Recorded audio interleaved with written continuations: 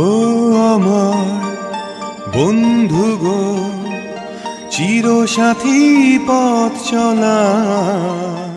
বাংলা সিনেমার romance king, কোটি ভক্তের হৃদয়ের নায়ক সালমান শাহ।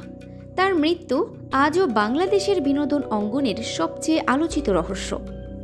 ২৯ বছর পর অবশেষে সেই রহস্যের দরজা আবার খুলে যাচ্ছে।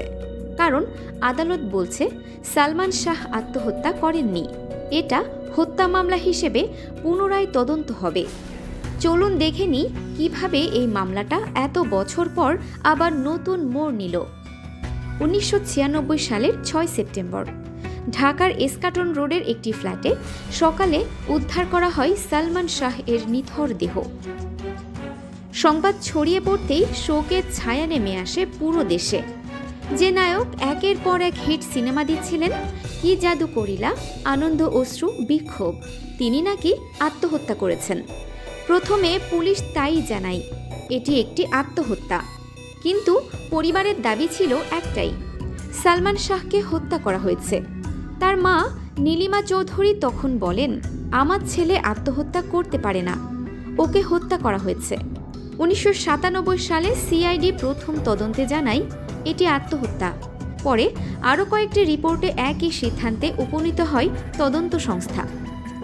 ২০১৪ সালে বিচার বিভাগীয় তদন্তেও বলা হয় এটি অস্বাভাবিক মৃত্যু, তবে হত্যার প্রমাণ নেই। কিন্তু সালমান শাহের পরিবারের অভিযোগ ছিল প্রতিটি রিপোর্টে প্রমাণ গোপন করা হয়েছে, সাক্ষীদের ভয় দেখানো হয়েছে এবং আসল অপরাধীদের আড়াল করা হয়েছে।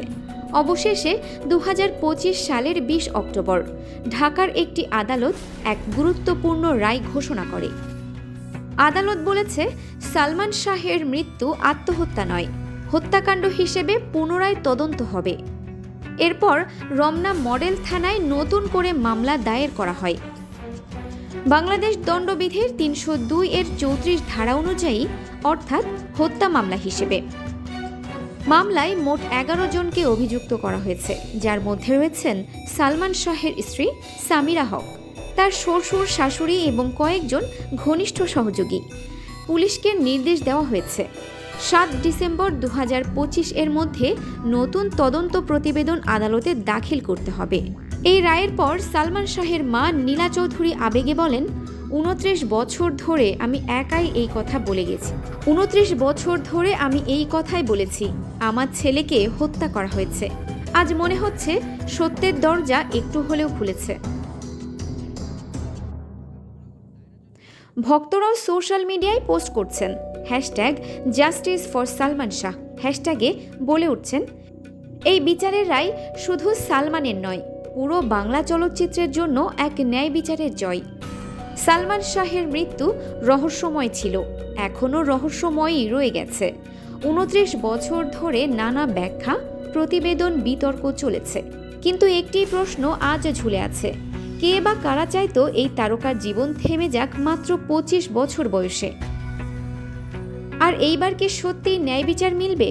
বাংলাদেশের চলচ্চিত্র ইতিহাসে সালমান শাহ শুধু একজন অভিনেতা নন, তিনি এক প্রজন্মের স্বপ্ন, আবেগ আর ভালোবাসার নাম। তার মৃত্যু ছিল হঠাৎ, কিন্তু তার ন্যায় বিচারের লড়াই এখনও চলছে। হয়তো এবার সত্যিই আমরা জানতে পারবো আত্মহত্যা নয়, এটি ছিল হত্যা।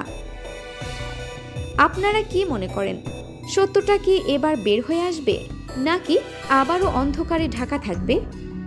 কমেন্টে জানান আপনার মতামত। আর এমন বাস্তব গল্প ও সত্য খবর পেতে সাবস্ক্রাইব করুন ঢাকা নেশন এন্টারটেইনমেন্ট, যেখানে আমরা খুঁজি সত্যের মুখ।